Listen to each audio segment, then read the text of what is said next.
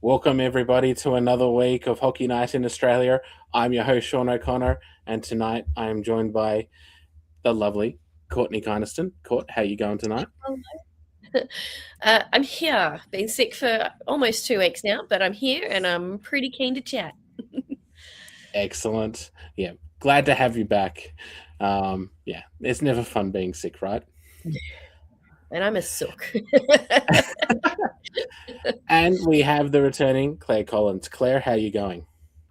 I'm good. I'm not sick, but we have missed you, Court. Thank you. I appreciate you jumping in the other week too. That was really good. I get in the comments, even when I can't be on. How's everyone's week been? Claire, how's your week been? Yeah, it's been good. It's been busy. I think, again, you look back at the games you've missed that you haven't had a chance to watch, and you're like Mustangs are on a ripper at the moment. Like, as in they're working their way up, and it's every week that gets closer to finals, it just gets closer and closer, and it's more exciting. You'd think that you're a player on a team, but you just yeah, it's exciting. And Court, your week's been okay? You just been recovering, or? Yeah, well, yeah, and look, watching a lot of nationals. I do have one on in the background right now. Newcastle's been hosting the national tournaments, which is Boxall, De Free, Ginsberg, and Tange. And perks of working from home, I can chuck YouTube on, and I've just been rolling it back to back, watching as many as I can, and it's been pretty cool. I think one of my favorites, obviously, is Boxall. Second favorite would be Tange, because there's a lot of familiar names. It's a lot of the juniors are in there. So, there's Narlos is playing in New South Wales, and he plays for the Bears. I've heard Kudelka mentioned a few times, and a whole bunch of others that I've forgotten at this split second, but they're the two I remember. It's been pretty cool, and I'm sure we'll get into that a bit later. Yeah, awesome. We've got our first comment here from Eric Brook. Good evening, team. Eric, good evening to yourself, buddy. It's good to see you're online. It's been an interesting week. I must admit, I'm like you, Claire. I had to basically try and catch up on a lot of games. I didn't get to watch a lot live last weekend, so it's been fun though. Let's start there, guys. 1 second. Actually, Eric's got another thing. Nice PW jersey, Claire. Need to get myself a Sirens. I wanted to get one, but found a customized Canadian jersey, which was a lot cheaper, with a blank Sirens jersey along with postage. Wow. Yeah, everyone's repping stuff, and I myself have got an old Brave cap on from like 2015. I've got the Newy scarf on. So some AI merch going on here tonight. So let's kick off by starting with last weekend's highlights. Court, what were your highlights from last weekend? Who caught your eye? What games did you watch? In the midst of having a head full of just muck, the only two, and it won't surprise anyone really, that I was able to pay much attention to were Newcastle, and two big games that they really needed to get points back on the board and just find a little bit more of their chemistry. So they sort of, ups and downs. Every team has ups and downs in a season, and it's always, I think it's a good thing, because you can't have a perfect season. It doesn't exist. So you've got to take those bad moments and learn from them and bounce back. And oh boy, did they bounce back. Yeah. I think the biggest being that, Francis Drolet is loved by everyone, and he is one of the hardest workers out there, and he's so humble. When he succeeds, it's all about how the team succeeded around him and not about what he did. But four goals in one period was phenomenal, and I loved that for him, and I loved hearing the Drolet song. There is a dedicated Drolet song, which is amazing, and I'm pretty sure you could hear it over the stream. It was so loud. Oh, actually, I know you could hear it over the stream because I was watching that game from home, not live, which is the first game I've missed in probably 5 years. But you get to enjoy the commentary when you do. Yeah, I actually really liked that angle. That was really cool. And It's a different experience to watch your own yeah. team with your own commentary team go on. And I was heartbroken because I was meant to be commentating, but Amy Hubble stepped in, and she would be a familiar voice for Brisbane Lightning fans. She does the play-by-play up in Brisbane, and Rhinos commentator Ben Chalker was the other one. He jumped in as well. So yeah, it was really fun listening to the two of them and their dynamic. But the games are important, got important wins, got back to the top of the table, sitting comfortably up there with Perth. Top two is what teams want, so they don't have to play Friday. So they were good. I liked them. So, and speaking of Amy, you actually got to commentate with her as well during the national championships.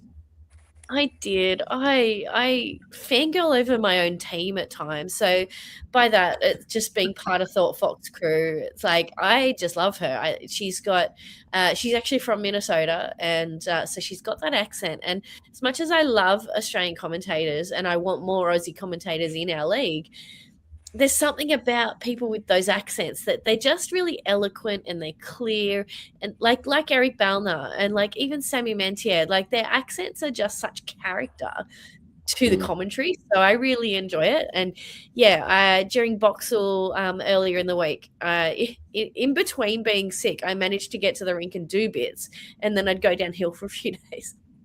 I don't regret a thing. I got to do 4 games in total with Amy, which was amazing. And we had so much fun.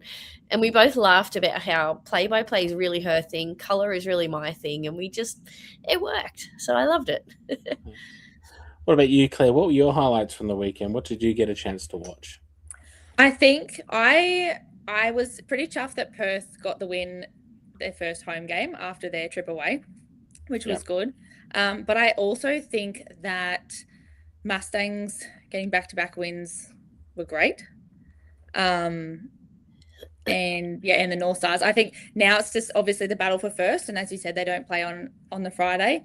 But both on 44, it's still pretty tight. I know we say this every week, but it's pretty tight.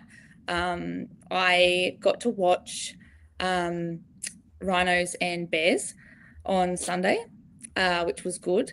And I found it was such a good experience. Like from the minute you walk in to the minute you leave, there was girls there everywhere. And the group of girls next to me, one girl had brought a friend, and she's like, oh, last week was my first game and I learned this, this, and this. And then, this other girl by the end of it, she's like, I'm hooked. And this is what we were saying earlier about they come, various different reasons, various different ways, but they're invested and they stay, right? And I was talking to one of the president of the Bears, and she said girls have come up to her and said they feel so safe here. And I was like, that's so what we want.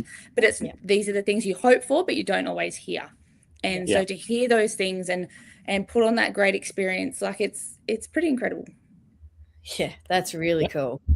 That is pretty awesome. And I mean, there's a reason why the Bears are doing so well with fans this year as well. So yeah, you can see it that they're all so invested, and if they don't know, you can see them on their phones, like looking up the reason.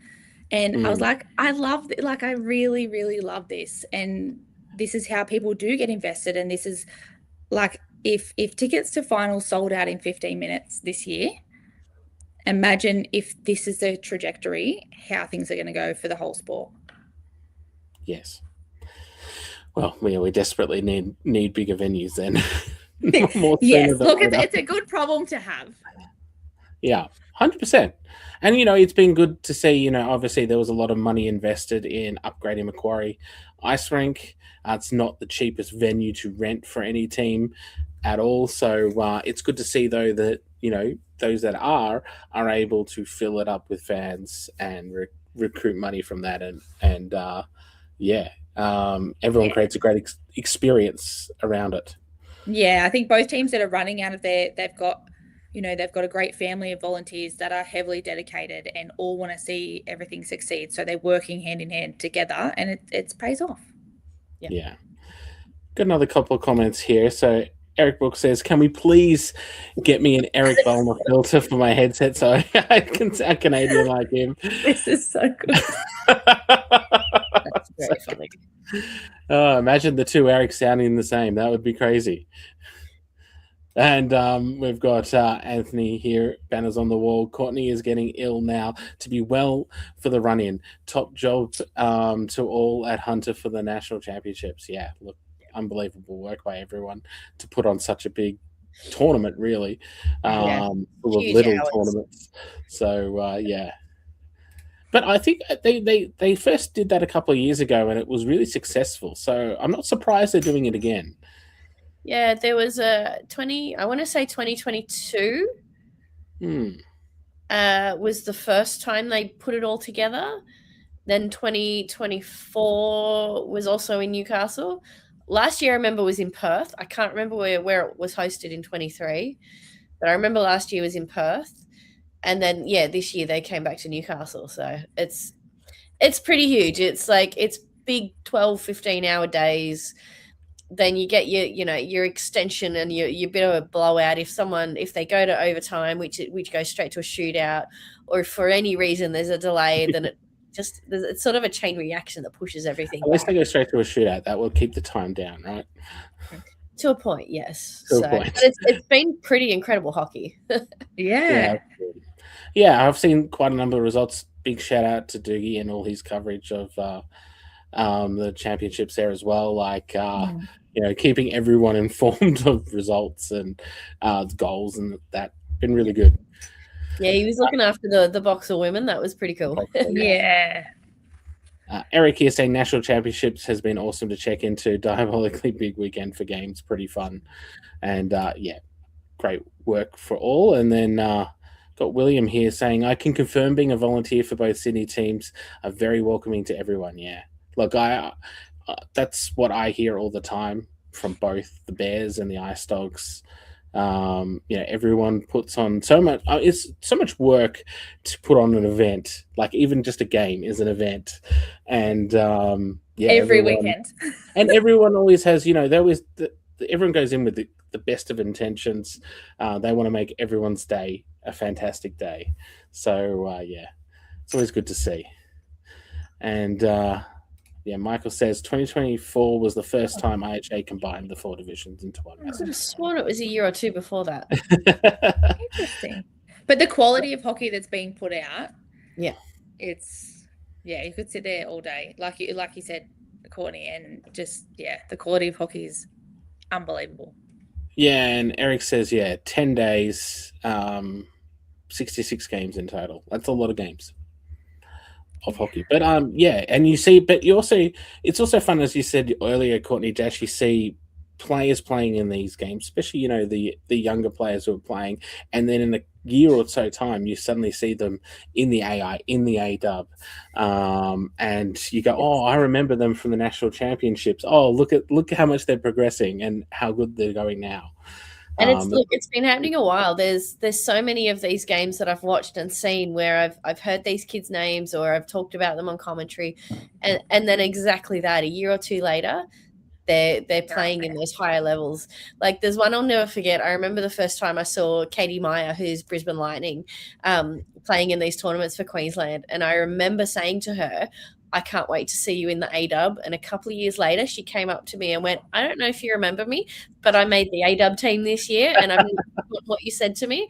And it was just the sweetest moment that she remembered I told her she'd get there. And then when she made the team, she came and she spotted me and told me. I was like, I'm such a fan of Katie. So yeah, she does well every year in and year out. She keeps getting better. So that's so special though. Yeah, absolutely. But it's happening with all our junior guys too. Like there's just so many who are even playing like in Tange at the moment, which is on. Anyone listening, look at jump on the Thought Fox Media Group YouTube. It's all streamed there for free. There's just some incredible talent going to come through, and we're going to start popping into all these teams. Bolner says Jasmine Chen looks like she's going to be the real deal at the next level. Oh my goodness, she's phenomenal. Some of just the moves she makes. Oh. Look, I stand by this statement that I have said multiple times. The sisters are better than the brothers. I can rattle off Katrina Rapchak. Jasmine Chen is the newest one on that list for me. Ebony Brunt. I don't know. There's more. Who have I forgotten? They're the Well, look. Eric asks, can you give us a name Yes. to watch? So in 2 years' time, we can say Courtney told us so. I'll come back to you on that by the end of the pod. Okay, Definitely. sounds good. Eric Barner just comment. Lindsay Clinic is another one. The sisters are better than the brothers. I stand by it. I'll come back to you on the name. I'll let you know. There's probably a few. And someone did actually say, I'm actually curious how I can get involved as a volunteer. Look, in the AI as well as national championships and things, they always put out calls for volunteers prior to tournaments and prior to the seasons. Keep an eye out on team socials. And then, I encourage you to apply and, see if you can volunteer. That'd be great. I mean, that's what our league is. Our league in Australian hockey is built off lots of volunteers. Yeah. Absolutely. Don't throw me with a good time. The volunteers are very passionate, and I think those clubs who've got a small team of volunteers who have their own roles, they kind of make it their own, right? Yeah. And they're there every week in, week out, set up, pack down. Yeah. And everyone remembers volunteers as well. Like the amount of people you meet in our hockey community who volunteer at one club or another, or for the league, whatever it is. And you always remember them, and you see them in future years, and it's great. Zach says every hockey club needs volunteers. That's indeed true. I expect, Zach, that you're going to volunteer for the Stingrays. Zach, I'm guessing there. Yeah, he's so lovely. All right, Zach, you've got the call. Stingrays, mate. You need to get onto it. All right, let's get back on to some of the other games from the week. What did you say? One line. Okay. I must admit, one of the highlights that I saw was that massive win for the Ice Dogs over Brisbane. It was a really high-scoring game. I didn't realize really at the time that it was Cal Costa's last game for the season. But what a way to break a 5-game goalless streak and scoring 5 goals in that game, plus another point, plus another assist for 6 points. Unbelievable final game. Really put on a masterclass and really propelled them to that victory. It was a crazy game. Over 100 shots, guys, in that game in total, and everyone was so switched on the on special teams as well. I was having a look today. Lightning 3 goals from 5 power plays, and the Ice Dogs 1 from 2. Like, conversion rates exceedingly high. If someone went to the box, you did not want to go to the box. There've been some individual players this year that have scored, like France Australia, like very high scoring games for individual players. Like, there are high scoring games this year, but individual players, they're knuckling down.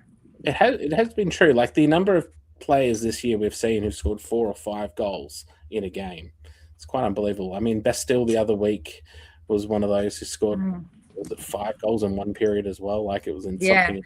Especially when our goalies, like we were talking about last week, the level of those have gone up massively. The talent is huge, and still these, like, it's wild. Yeah, very true. Court, did you have anything to add? Not at this point. Okay. All right. Let's move on to next thing I wanted to pick up on from the weekend. Obviously, the Rhinos were unable to secure any points on the road in Sydney. You said you were at the game, Claire. One thing that really took my notice of that game was that Bouchard got no points in it, and that was the first time this season. Do you reckon the Bears had a plan for Bouchard? It looked very much like they were not letting him or Bastille get a step. So as soon as he would get the puck, they were straight onto him. So it was very good to watch. Not for my team, but it's fine. It was very good to watch because I don't know about you, but I would not want Bouchard coming at me as a goalie or even as a player.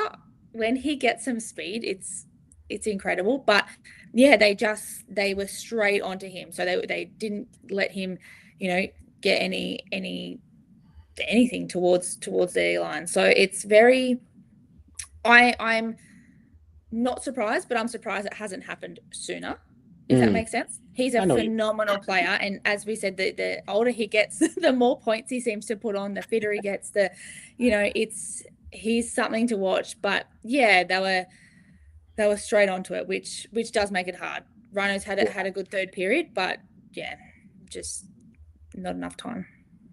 The other person that I saw who got on the score sheet for the Rhinos was Mac Bolger, obviously returning. Really good to see him back playing. Yeah, he's such a great teammate on and off the ice, and he gives back a lot. And yeah, it was a really hard hit that he had against Brisbane, and I'm so glad his mum was there on the day. But yeah, he's been out for a little while, so it was really, really, really good to see him back. Yeah, excellent. It was good to see him back and score. Obviously, it always takes a bit of time when you come back from a big injury like that to get back into the rhythm of things, but seems to hit the ground running, and that's only good for the Rhinos to have another attacking outlet. Yeah, 100%. Score goals. Yeah. Because unfortunately, the loss, it is making it a lot harder for them to reach finals. It is hard, and they know it's hard. What I wish they also would celebrate, Rhinos have won more games this season than they have in any season that the Rhinos have been a team. So there's always wins or lessons. Yeah. That's what I tell Harry when he loses and he's not happy about it. There's wins and there's lessons, right? So yeah, that's still something massive to celebrate. And, they were top of the table for a while. They've had some huge wins. And, yeah, it did hurt not to get that one, but there's still so much to be proud of, really. Yeah, it does seem like a big step forward this year compared to other years on the ice, performance-wise. And, a bit unfortunate that the league, again, this year is so competitive. Yeah, and you can't rest. You can't rest. And Bert was right when he said, when they were on top of the table, everyone was asking him about it. And he said, we've just got to look to the next game. It's early days and just got to look to the next game, the next game, the next game. I feel like when a team consistently win games, people are watching for their downfall, which can be hard, but you can't win them all. So, and North Stars and Perth are tied and they're both pushing hard, but again, they've had wins and they've had losses. I feel like that was something that a lot of people were looking at for last year, especially when the Ice were on such a massive winning streak for so long. Yeah. People were like, who's going to be the first to take them down? Who's going to get that win over them and have them, actually suffer some adversity? For so much of the season, it was quite late when they finally came to Canberra and Canberra beat them. But I remember talking to some Melbourne Ice fans that were there at the time, and they're like, this is actually really good because the guys needed to get some losses. They needed to know what it's like to actually lose a game because this will prepare them for finals. And I totally agree. So, yeah, it is true. The attention gets on you and everyone it's I guess the old adage of the tall poppy syndrome of Australia. We always want to cut down those at the top. And everybody loves an underdog sometimes, so you never know. That's right. That's true too. That's another very Australian thing. We've got Eric Barnley here. If the Ice win tonight, the Dogs are on the outside looking in. How do you... I can't say that word. The Dogs and their finals chances. Look, it's a really tight race. It's... There's so many fine lines. The big thing about the Ice Dogs at the moment is that they have games in hand over all the teams around them. They've only played 19 games. They've got 2+ games on the other teams around them. So, and if you actually look at their run-in, they probably have an easier run-in than the Melbourne Ice do. So, it's going to be an interesting race between them. But, the Bears could also be part of this.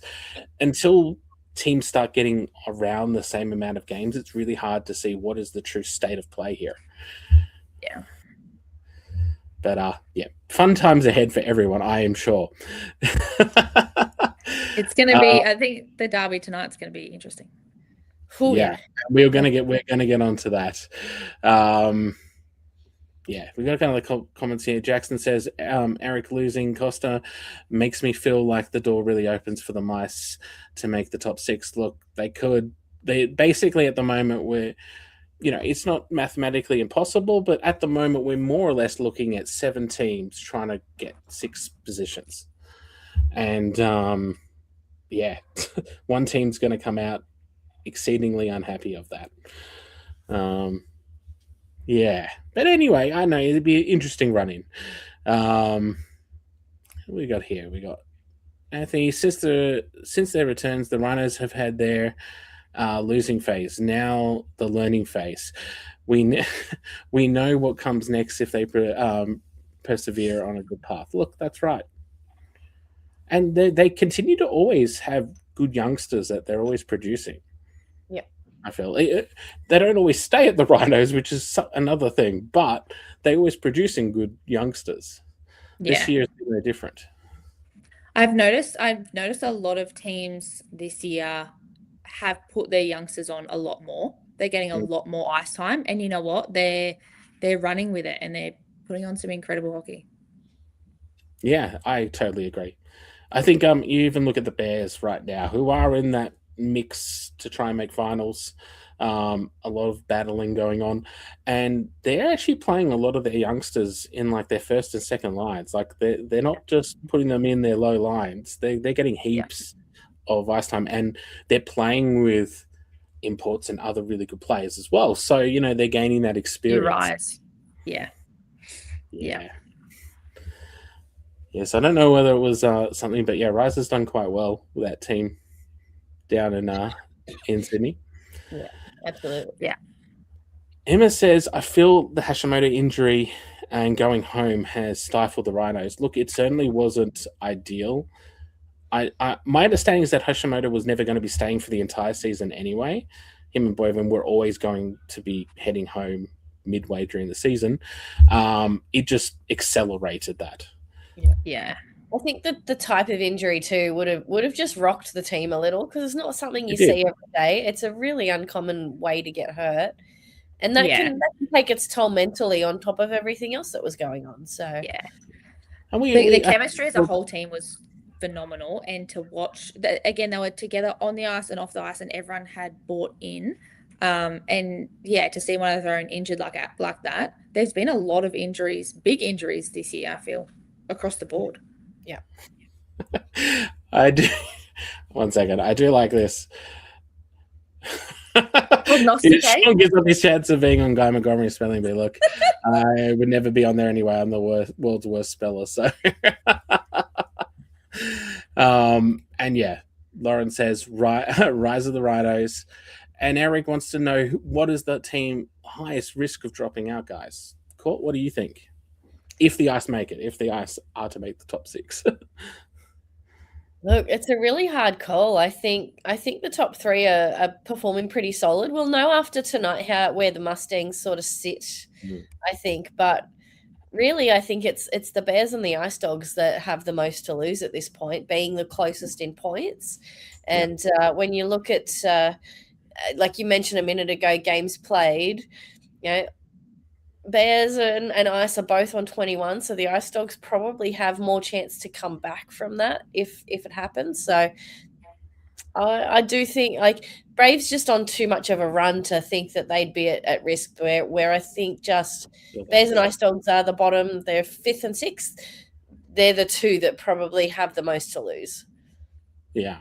I probably agree with you. Both to make it. I really want Bears and Ice Dogs to make it, just to be a real, we didn't play last year and look, we're in finals. Like I would really love that for them.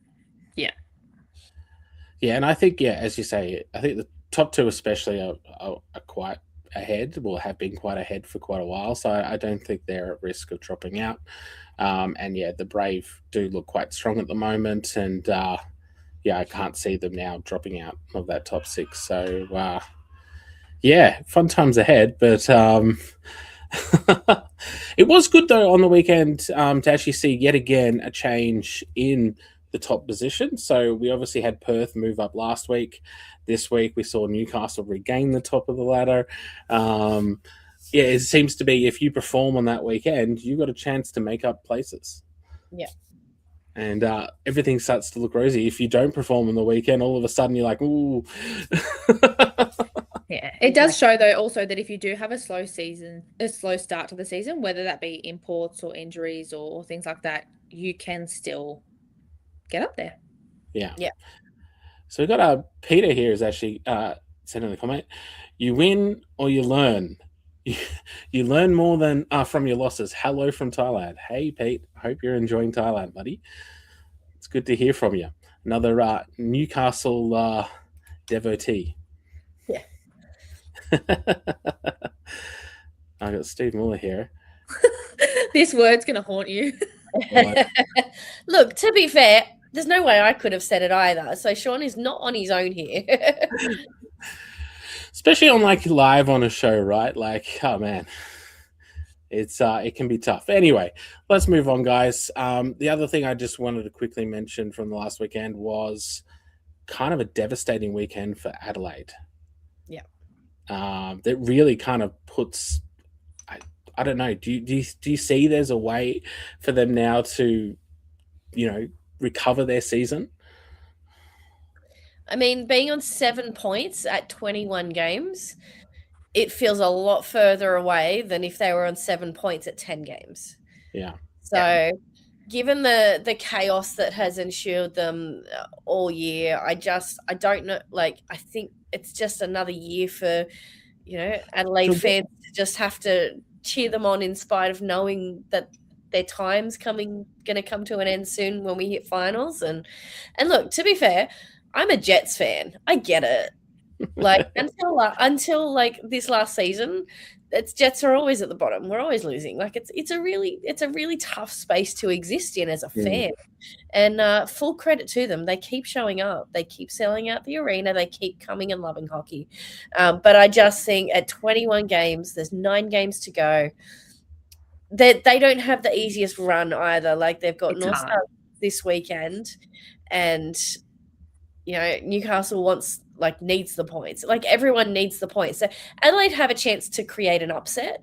There's certainly it's really important to not write them off as players and as teams, because now even if they can't make finals, they can create upsets in that ladder and who places where and what happens in the next couple of weeks. So they still have a lot to play for.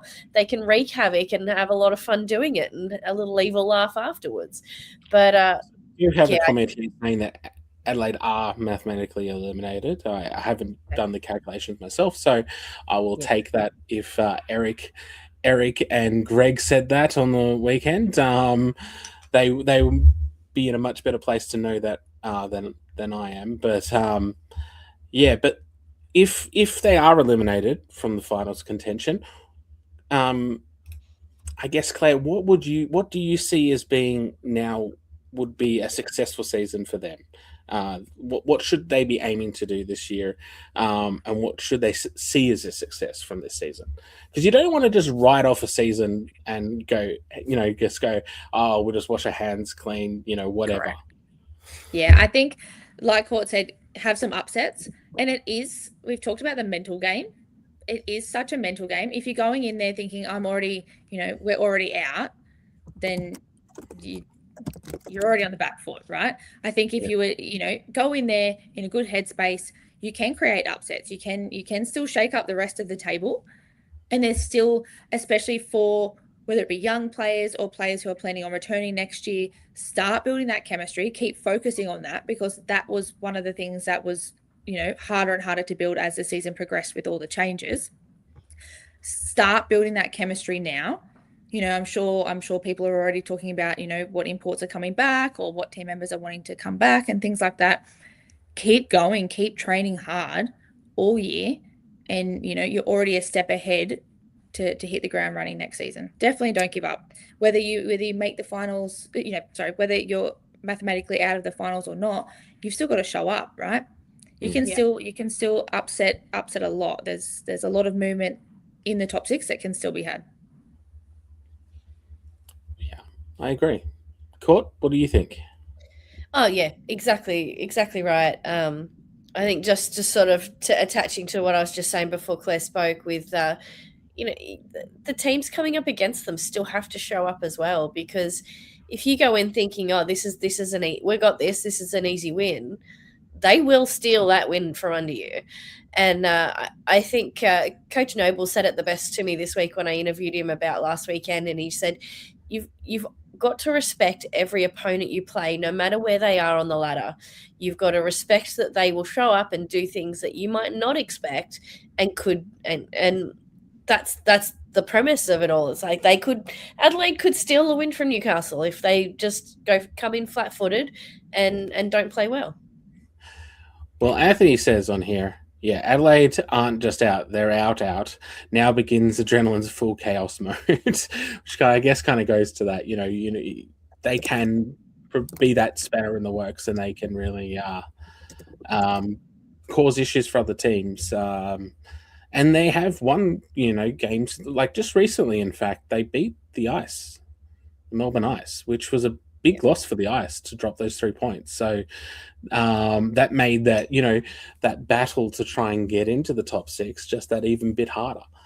So there's still plenty to play for, but interesting. You just got to try and change your goals, change what your what success looks like for you for the season. Daniel says 10 points. It's one more win. Aim small, miss small. I think they could do a bit better than that, Daniel. I do like Eric's here. Expect the adrenaline to keep working towards next season, trying to build a culture and platform to launch from. And don't discount even now roster additions.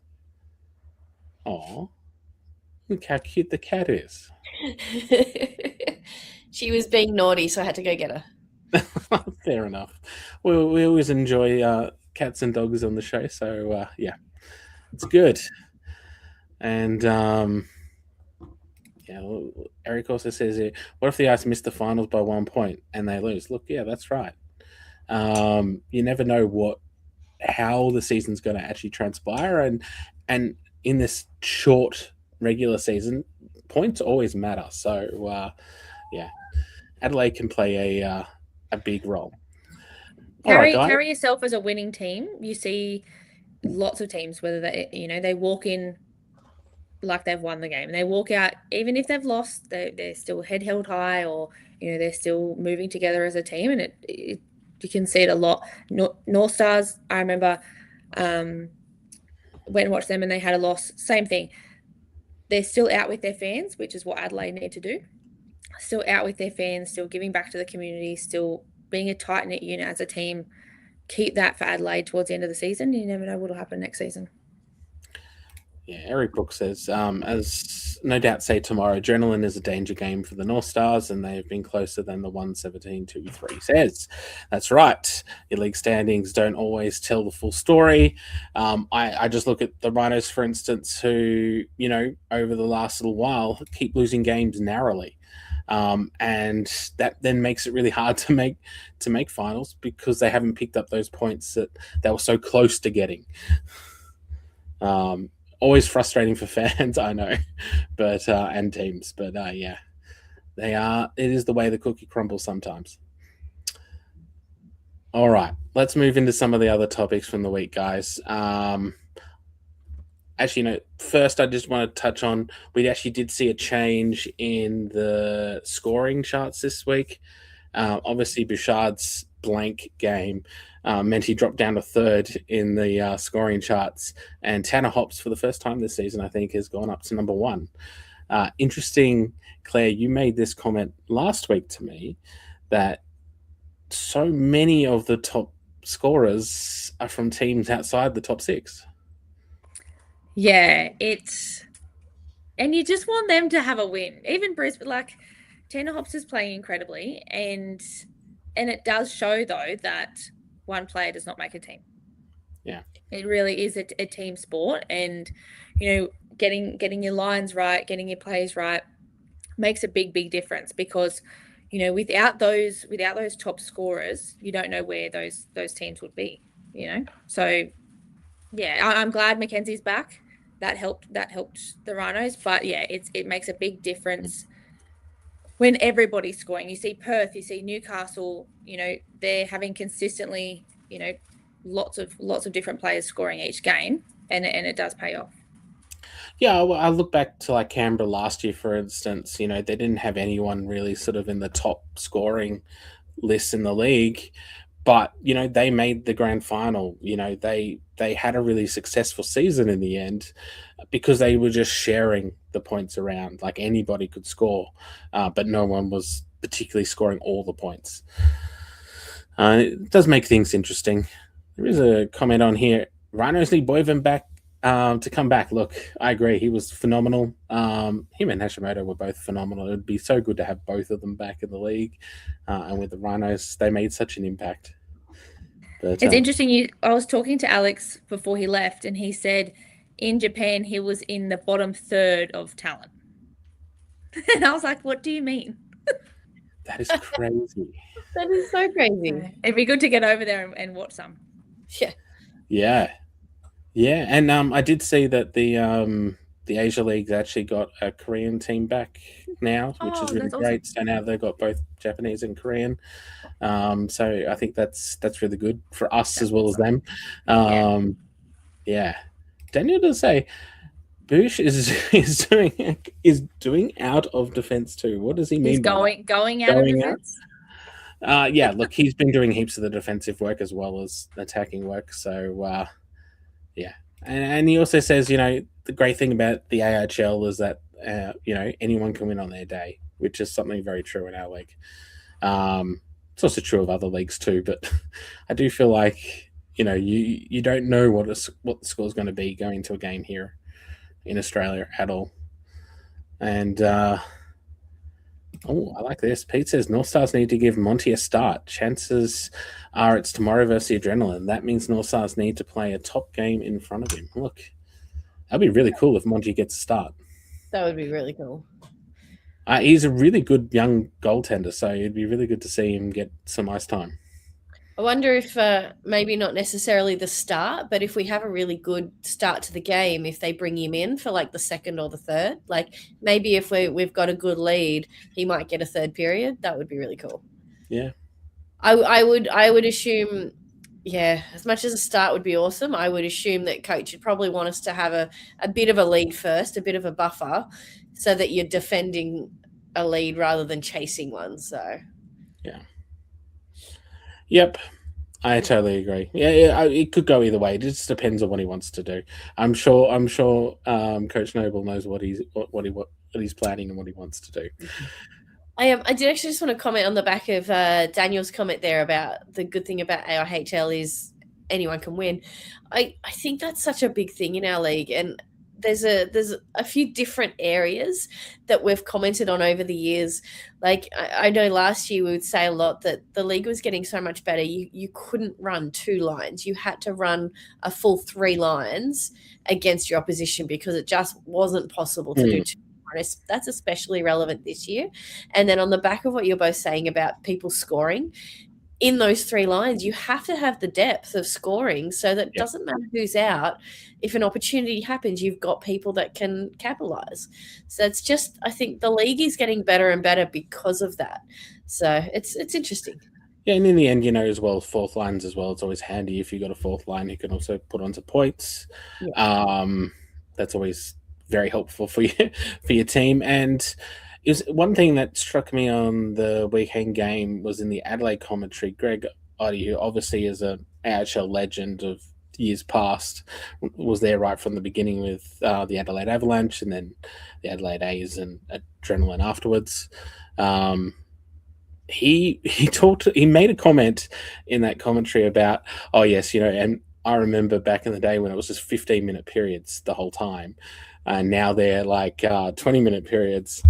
And it's almost like an entire additional period of time added on to what they used to play.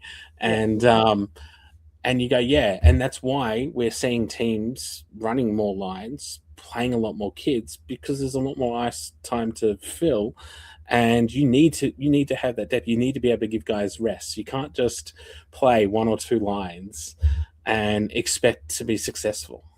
Yeah, exactly.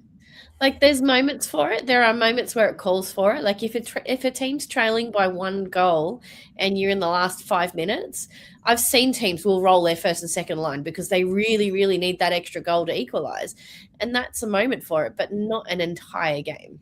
So. Yeah, Daniel says this is something that's hurting the runners at the moment is 2 lines versus 3 or 4, and that's probably true. They probably need to increase their depth even more, and yeah, they should then be fine with the other teams. Anthony says no, start the kid. Yeah, I agree. I want to see him start. Let's do it. Let's do it. Campaign. Zach asked, what's in my stubby cooler? Look, it's nothing exciting. It's literally just sparkling water.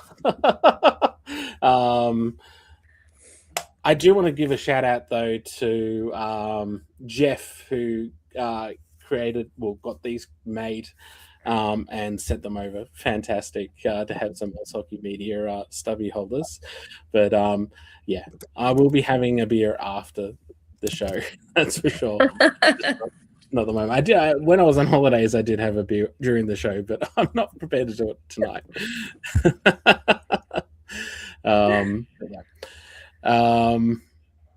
Yeah. Someone says, the 15-minute periods like in Newcastle this week have their charm too. Oh, so in Nationals are they 15-minute periods? Yeah, 15 minute stop time. Okay, so they still stop the time. Yeah, okay. Because that's different to I know the local league here in Canberra, for instance, they don't stop the time, it's just continuous time. No, for the national tournaments they do because it's state, it's that higher level, and that's something I have noticed. Dawn and Rob have been in commentary for a few of the evening games talking about it's giving them that experience and exposure to that sort of game helps them as they progress through the leagues. So yeah, it's good.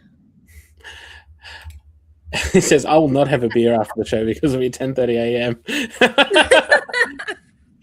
Yeah. Look, I mean, I must admit, though, I've been in, jobs previously where, people would go and have a beer at lunch and stuff like this. So it definitely is something that happens. But, yeah, fair enough. 10:30 a.m. might be just a little early for you, Anthony.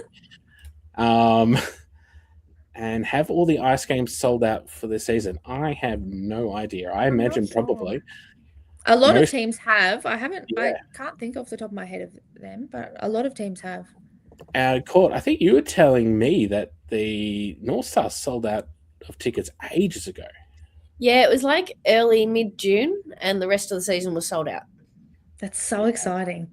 It's always worth keeping an eye on the website, though, on Fridays and mornings of game days, because sometimes we send out a contact to be let's ask the sponsors, are you coming? We do want to release it to anyone that hasn't been able to get a ticket.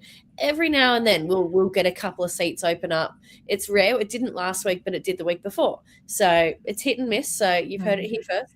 Keep an eye. Just check the morning of. You never know if a couple might come available. Yeah. Although a derby day, it's very unlikely to be anything available close to the game. It's normally quite in advance. Yeah. It's going to be exciting to see the season passes numbers year on year for next year. I think getting them out before the end of the season, before the end of the year this year, while everything's in momentum, would be good. Logistics of that, I don't know. Sorry? I would like a break, please. No, and that's the thing. Logistically, and yes, I feel like everybody's a little bit burnt out. But also, yeah, either way, it's going to be exciting to see because it is around the country just growing. Yeah. Schedule drop in January, and then we can do tickets. That would be my ideal time. That's fair. That's fair. So, do you agree with this?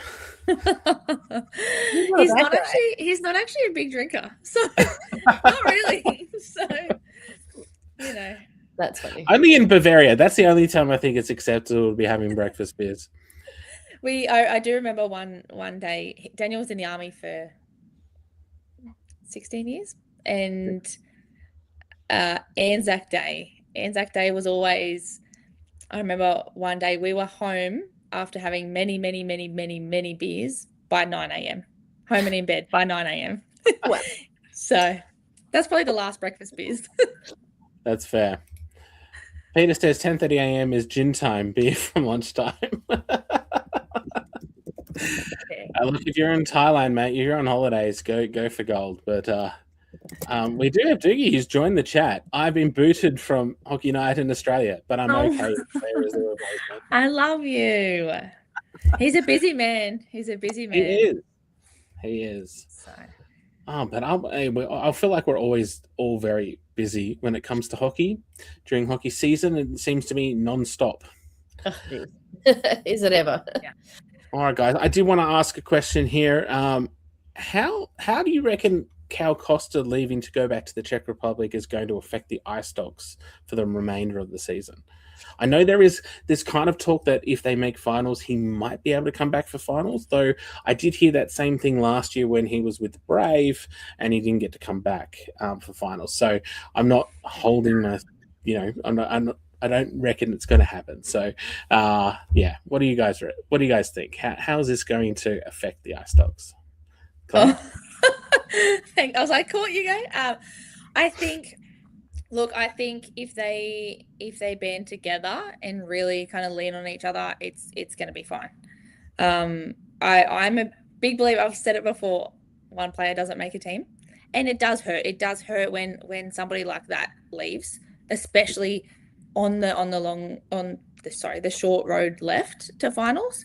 It does hurt, but there's still a lot of points up for grabs. They can do it. Yeah, that's fair. What do you think, Courtney? If I'm remembering correctly, he didn't start the season, did he? There were a few weeks, and I feel like they had a good start. Like they had a good run at the beginning. So I feel like realistically they know how to play without him, and he came through and was just able to give them a lift. And if they can take that momentum and that lift and just maintain it even without him, then I think they'll be fine. And they have been a great team this year. I'm always going to be a fan of Jason Quisler, and that's just standard. So I think they know how to play without him. They've done it. They've proven they can do it. And he was just that little bit of extra fire for that little sort of middle part of the season.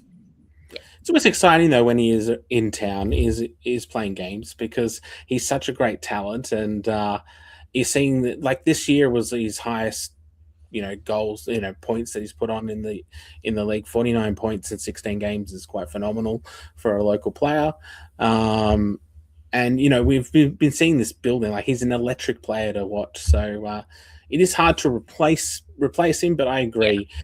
They do know how to play without him. They have shown that they're successful. They can be successful without him. So they've just got to recapture that. I do feel like the Ice Dogs, they started off really well. I feel like they have had a bit of adversity when it's come to their roster this year. They, just like the Rhinos, they've had players coming and going throughout the season. So it can always be a bit tough. But hello, Kat, you're back. Getting up to mischief, so yeah. So anyway, it should be interesting. I fully expect Jason's going to be all over it, and he'll get the team firing. They've still got a lot of chemistry outside him. Yeah, that's right. And I think that showed over the last 5 games prior to the weekend. Obviously, Cal hadn't been scoring goals. He was getting assists, but wasn't scoring goals. But they were able to get goals from elsewhere. And, still do well. Are we in the window where we'll see Braden come back? Because I believe he'll come back before the end of the season. Is that right? Or was he done until next year? I thought he was done. Could be back. I don't know. I can't actually remember how many games in he got that suspension. I thought he might have had one where it might have been that he was back sort of for the last couple, and then if they made finals, then he'd play finals. Oh, that'd be interesting. Okay, Emma says that Yeah, they've got Pataki, Vasquez, and Thomas Moncrief, so I wouldn't sleep on the Ice Dogs. Yeah, 100%. They've still got lots of. That was a whole thing that blew my mind the other day, discovering Tom Moncrief was now an Ice Dog, not a Bear. I saw a photo and went, "Aren't you a Bears player?" Yeah. A bit done on the sly. Yeah, I didn't hear anything about it whatsoever. Just seemed to just pop up. I mean, Noah's having a great season, but his brother's defected over to the other team. I feel like the Ice Dogs did quite a good job this year and actually getting some players from other teams. Like I think Daniel Chen and there's other players as well. But they've done quite well this year. I'm sure they'll continue to do well. Back after August 8th, so right on the tail end. Okay. Yeah, okay. Yeah. So very late in the season. All right, guys, we already touched on it quickly before. Greg Odie obviously made his return to the AIHL in the commentary box this time with the two Erics. Really interesting to see him come back and actually hear him talk about the game and talk about different things within hockey. He hasn't been part of the scene for quite a while. How important do you think it is to have figures like that from our past who are very storied return and provide insights and get involved with the local game again? Claire? I think we should protect these kinds of people at all costs. I feel like people's longevity in the sport says a lot, and the valuable insights that they do give are so important. It's something that obviously North America have, in spades. But when we're lucky enough to have people like that come back, listen to what they've got to say. Yeah. What about you, Court? What do you think? Oh yeah, I think he's a national treasure of the AIHL, and particularly anyone that sits even in the scope of the records that he set. Look, I'm going to make a big leap here and say, I would even look at him like the Gretzky of the AIHL. Yeah, I was thinking about this morning. I was like, when the post I put out, I was like going, oh, should I call him the Gretzky of Australia? I'm really glad you were thinking that, because that could have gone either way. It's just I've never met him or seen him play. He was before my time as in getting involved in the AIHL. But everything I hear about him, he's a wonderful person, and his records really speak for themselves. So I think it's awesome to have him there. It's to me, it'd be like Wahib Daj staying in some capacity, whether he became a coach or commentator or and you see it in other codes where people move out of their playing careers and then find other ways to still be in touch with the sport. And I know it's a weird example, but I somehow managed to end up watching all 3 of the Origin series this year, and then I noticed all the legends of the era that I used to watch the sport, and now they are the commentators, they're the sideline people, they're the coaches, they're they're all really into it, and I think they're so important to keep in. It's like having Mel and Annalie coaching the Sirens last year. It's those people that matter, that are incredible influences on the sport and have all of that experience to just share it with that next generation of not only the players, but people like us. Yeah, we've got a couple of comments on here. Doogie says, still the best player I've ever seen suit up in the AHL. Less teams, less minutes back then, but he still dominated. Yeah. And I like Emma's here. We'll have a best Del Basso situation again. And there's a couple other comments here as well, just touching on what we were talking about before. Will says, Thomas Moncrief moved to the Ice Dogs to get more ice time. Very typical reason for players to move is to get more ice time, or to try, they want to experience something different team, different chemistry, whatever that might be. Interesting as well. Dookie's here. 6 dub hockey has entered the conversation. For anyone who wants to know, that's Doogie's channel for all things women's hockey. So if you ever want to know about the A-Dub or whatever, follow that. Give Doogie a like. It's a great.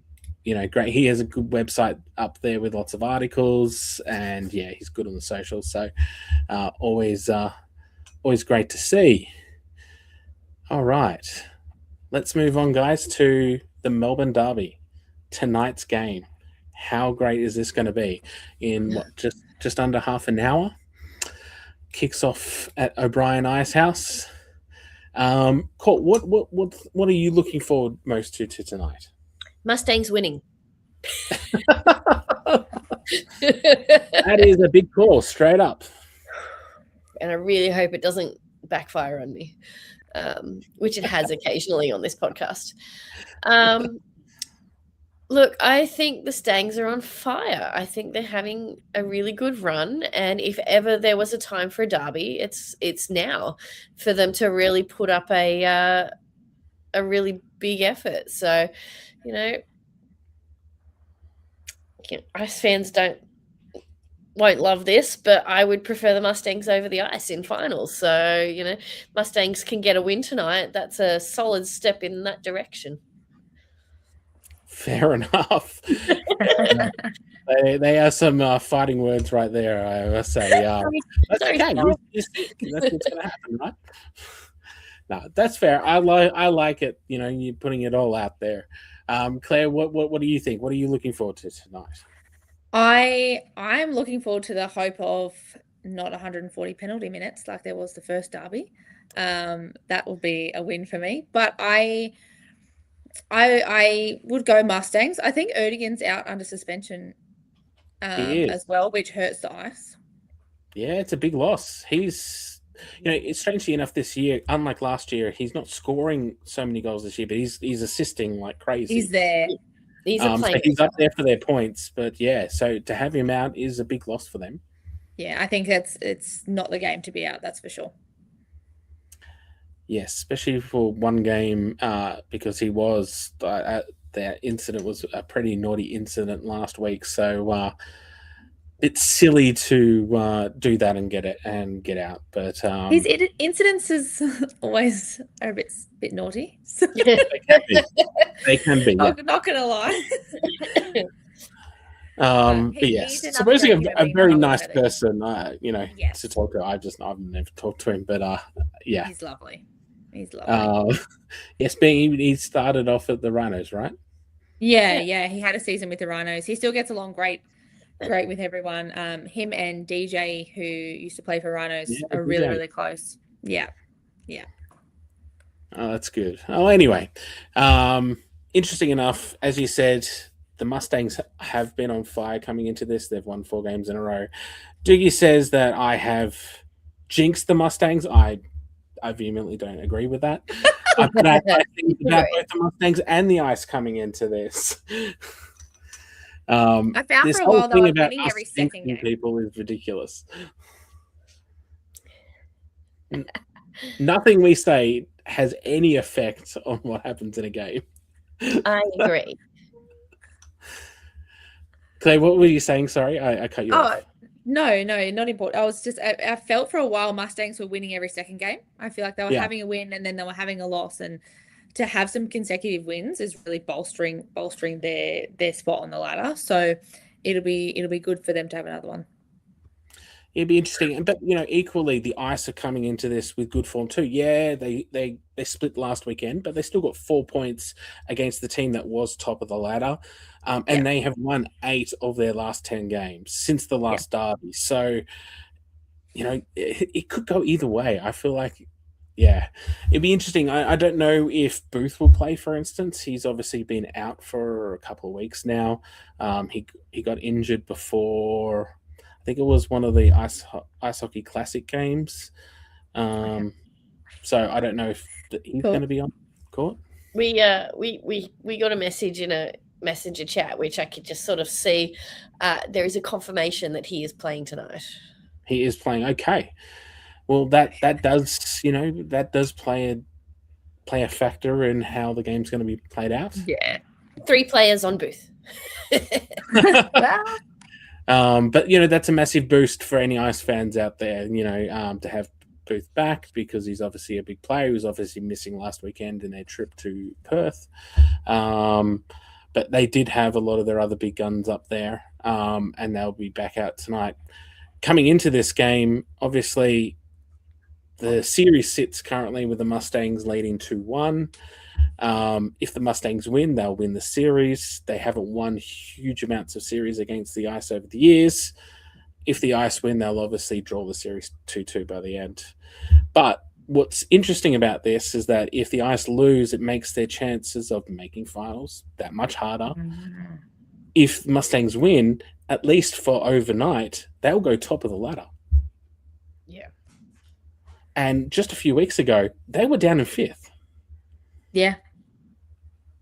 So pretty crazy stuff. Yeah, it's going to be a good one to watch. Yeah, it kind of just shows you just having, a good little run, a good spell, some solid back-to-back victories, just how much that can change the outlook of your season and where you're currently sitting. So, 100%. Is there any players that you're looking forward to watching tonight, Court? Anyone you think is going to have a big game? Joey Hughes. As if he wouldn't. Yeah, look, this is the sort of thing, and I heard someone reference this recently, and I can't remember what I was watching, but it might have actually been in the FIFA commentators. It's like, I'm not kind of going for either team, so I get to just enjoy the hockey. Yeah. Did you say that last week, Claire? I don't know. Someone was it? It's so good though, isn't it? Good, isn't that cool to just watch and you just like you have your favorite players on some teams, but it's just good to watch a great game of hockey, regardless of who wins.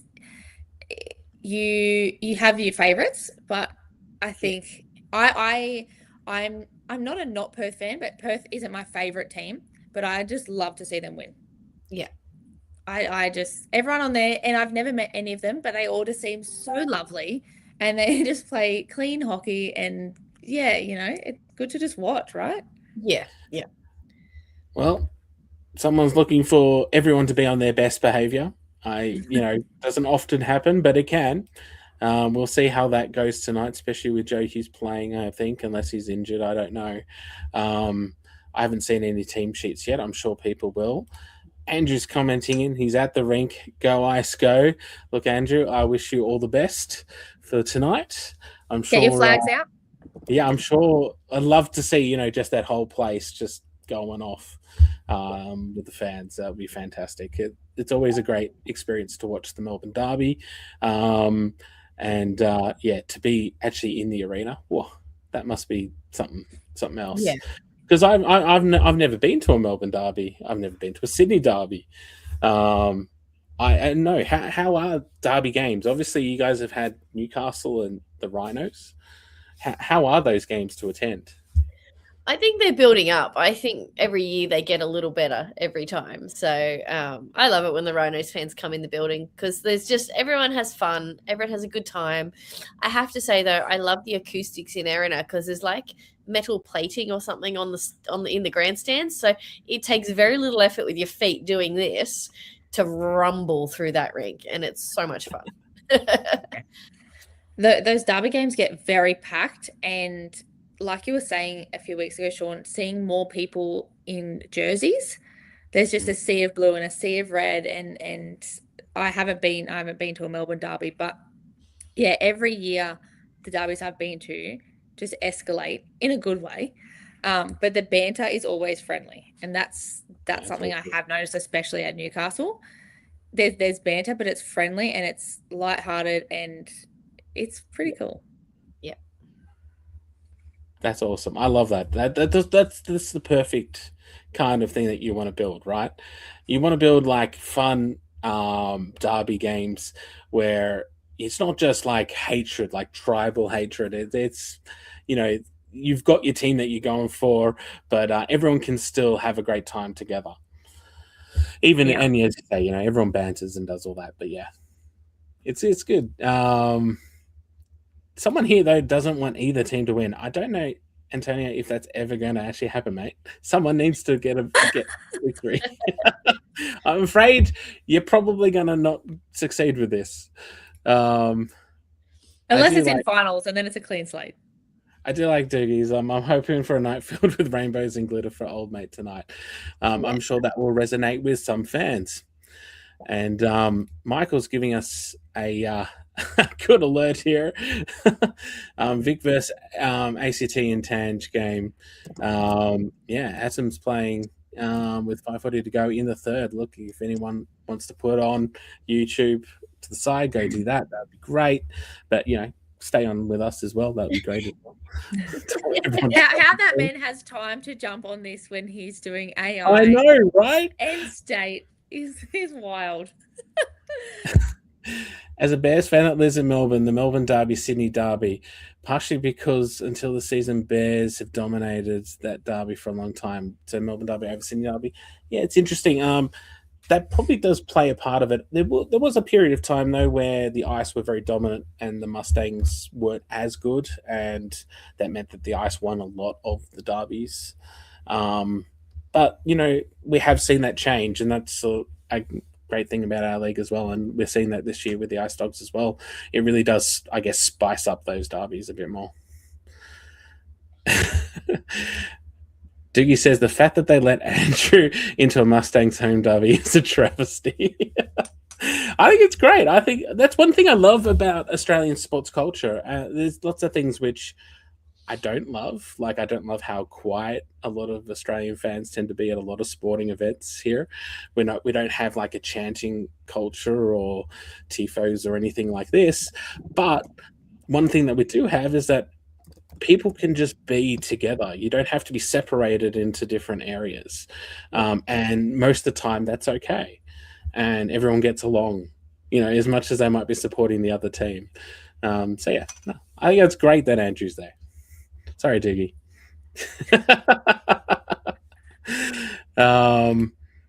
All right. Let's get on to some of the other games of the weekend, guys, and then we can close this out and actually probably make puck down for the Friday night game. All right, and let's start with Adelaide's on the road this weekend, New South Wales. They're versing the North Stars and Ice Dogs. Court, how do you reckon Adelaide's going to go on the road in New South Wales this weekend? They're obviously coming up to Newcastle and then back down to Sydney. Yeah, look, North Stars and Ice Dogs have been on fire. They've been getting some good results in the last couple of games. They're both going to be very much wanting the points. So I think they really both the home team should come out pretty hard and fast against them. But Adelaide has a really solid chance to do some pretty big upsets.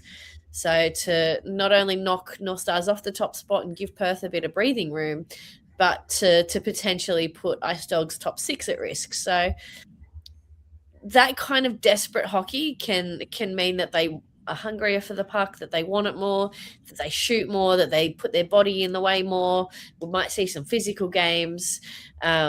It's unpredictable. If North Stars and Ice Dogs can come out hard and fast and just sort of knock them for 6, then they're going to come out on top. So it's a tricky one. Like when we get to the predictions bit, it's never been an easy thing to give you an answer here. Yeah. But I think there's two really interesting storylines that come of it. That North Stars and Ice Dogs give themselves some security, or Adelaide upset the top 6. So yeah, and Adelaide, as you say, Adelaide are just they're playing for pride. They're playing to be a team that can make those differences, and they will relish that. I still remember, might have been 2018 or something, or 2019, the adrenaline coming to Canberra when they were already out of the finals picture, and Canberra was so dominant, and Adelaide came out firing, and they were in the lead, and they were so driven to try and beat Canberra. And this is at the old Phillip Ice Skating Centre, and it was so good to see them so fired up for that. Yeah. And it wasn't that they were just oh yeah, we have to get this game over and done with. They really wanted to win, and yeah, it's interesting. So hopefully they do that again. There should be 2 really good games. But yeah, obviously, I think most people will probably predict the home teams to win on that. But yeah, who knows? Adelaide could pull off an upset, and if it would be detrimental to either one of those teams if that occurs. Probably less so for North Stars; they'll still make finals, but it probably hurts their chances then to win the regular season. Yeah. Next series, the Sydney Bears are on the road in Melbourne. They're going to be playing both the Ice and Mustangs this weekend. How do you reckon that's going to go there? That's, again, really important series for the Bears. They're also sort of in that mid-table tussle. They had a good week last weekend. But yeah, the Ice and Mustangs have also been in good form. So teams who have been in good form are going to lose some points this weekend. Yeah, I think it's gonna. Sorry, okay, cool. I just think they're going to be fun games to watch. They're going to be exciting. They're going to be fast paced, and all 3 teams have something to lose and something to win. So this whole weekend feels like it's going to be big on the who's going to move into top 6, who's going to drop out, and who's going to create an upset. It's just sort of across the board. Even as I just look at the rest of your notes, it's sort of the same across everywhere. Totally agree. I like Emma's comment here. No, Eric's comment here. Can every team have a teddy bear toss against the Bears next year? I love all the teddy bear tosses that we've been having. I love the increase. I think they're always fun to watch. Do you have a teddy bear toss in Newcastle? I think you do, don't you? No, never have. You guys should totally do that. We have netting. Oh yeah, netting. Oh. Do you really have netting? They need a little moose toss. Yeah, that would be little cute. Moose toss. Oh my god, that would be so good. I still remember though when you used to have Marty the Moose used to have that little car he used to drive out onto the ice. The Zambino. yeah, that was so good. Fun. Yeah. Do you guys still have that? I don't know whether you still do. No, I think in COVID there was a bit of a clean out and it ended up getting thrown. That's fair. That's fair. Nothing lasts forever. No. Emma says Bears games really depend if they will bring 3 lines of 4. Look, traveling teams often don't bring a full roster. Home teams often have that advantage. Yeah, that's a really good point. Although I do remember last year or the year before, Jason made a point of trying to bring larger traveling groups so that they could play a lot more players in those away games. Yeah, it'll be interesting to see if they can do that. So it's obviously very expensive to do that. Yeah. That often plays a big part, but yeah, there should be fun games. All right. Brave are traveling to Brisbane on Sunday to take on the Lightning. Court, how do you see that one playing out? Brave or Lightning? The Lightning have been scoring a lot of goals, but they concede so much at the moment. So much more, yeah. I feel like Brave's doing this and Lightning's doing this. So I do think that's, in my head, it's an easy Brave win. But as I said about Adelaide Newcastle, Brave need to respect their opponents and go in and play just as hard. It doesn't matter that Lightning are down the bottom. They've got to respect that Lightning are still a good, physical, strong team. Yeah. And they normally do quite well at home too. So, yeah. And they've got, they can surprise, we said it before, they can surprise you as well. Yeah. They got a lot of offense in their defense, which is probably why they score so many goals and concede so many goals. And have a lot of those stay-at-home defenders. But yeah, okay. I think that's probably going to be how it plays out too. We'll see. Then we've got the Rhinos traveling down to Sydney to take on the Ice Dogs. Claire, how do you see this one playing out? Don't ask me this. What would you like to see? What do you want to see from the Rhinos travels down to the Ice Dogs this weekend? I think I found at the start of the season, like, yes, we are do lose, it is closer and closer. I would just like our first period to be as good as our third period. I feel like Rhinos have had a stronger third period this year than they ever have. But I feel like hitting the ground running. I know that, well, I'm sure a lot of the Rhinos will be happy that Costa's not there. But again, that doesn't make it an easy win. Dogs are on fire, and they're still wanting to secure that 6th spot. So I think both teams really need to bring their A game. Same as the Bears and the Melbourne teams this weekend. Everybody really needs to bring their A game. What I find is Adelaide can have an upset against North Stars, but I feel like North Stars are very strong across the board in every line. And what I don't like is when Adelaide are on the back foot, sometimes they get very, very physical. So we'll see how we go. Yeah, well, we obviously saw that in Adelaide when the Rhinos visited Adelaide. That was a big, excessively physical game. Yeah. But we've, had a couple of weeks relatively where there's not been a lot of suspensions. Like this week, suspensions were out on Tuesday, which, obviously meant nothing went to tribunal. They were just dealt with pretty quickly. They're pretty minor penalties. So, hopefully everything stays well. No one gets too angry on the weekend. Hey, what's that? Yeah. Some interesting comments here. Eric Brooks says the Ice Dogs took a full 20 skaters to Perth this year. Look, that's massive. And Gareth Jones actually comes up with a comment saying that the Ice have their teddy bear toss this weekend. Saturday. It's amazing. That should be fun. Get to see all those teddy bears coming from over the top of the glass at the Ice House. That's always a good time. That look pretty cool. They should do that for a national derby. That would be pretty cool. I was saying, they should do it for finals. They should do it for finals. That would also be amazing.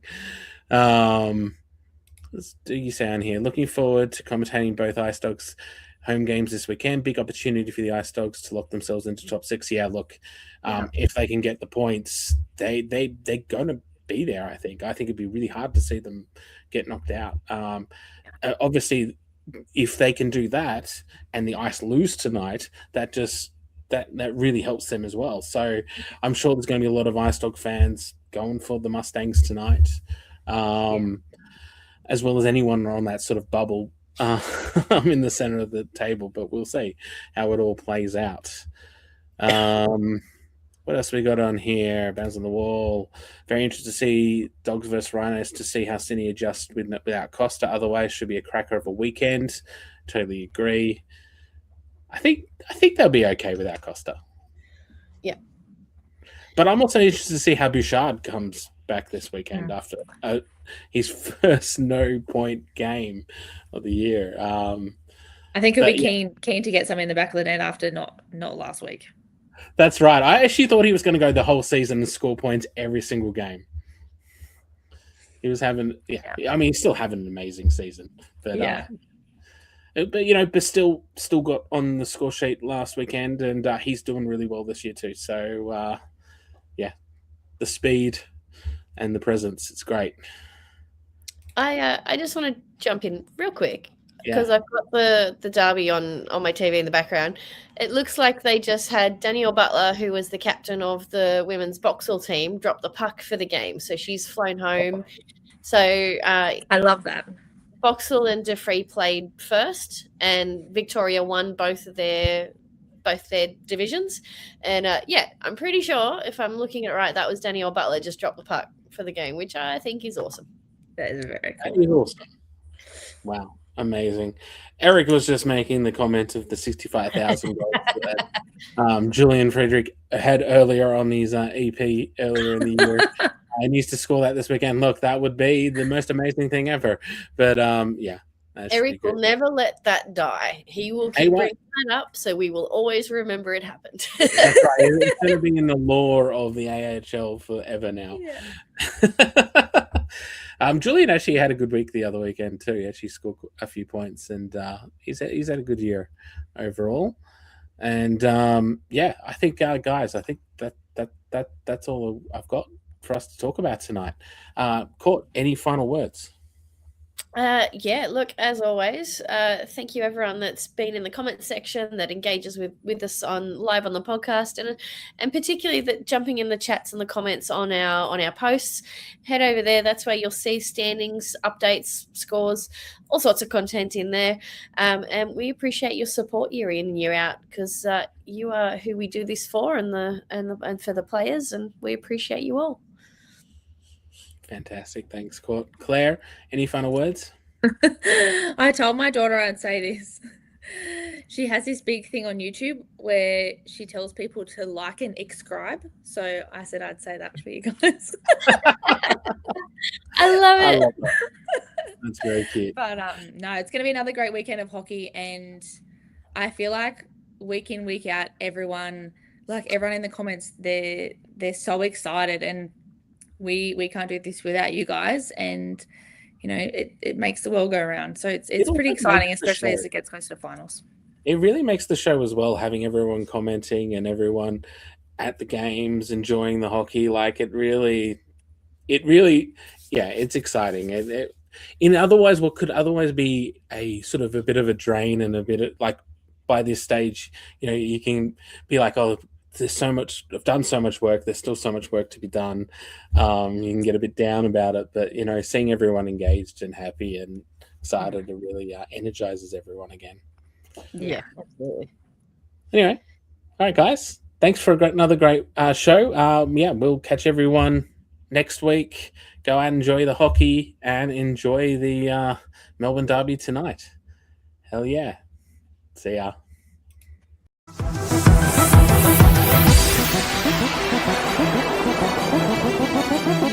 Thank you.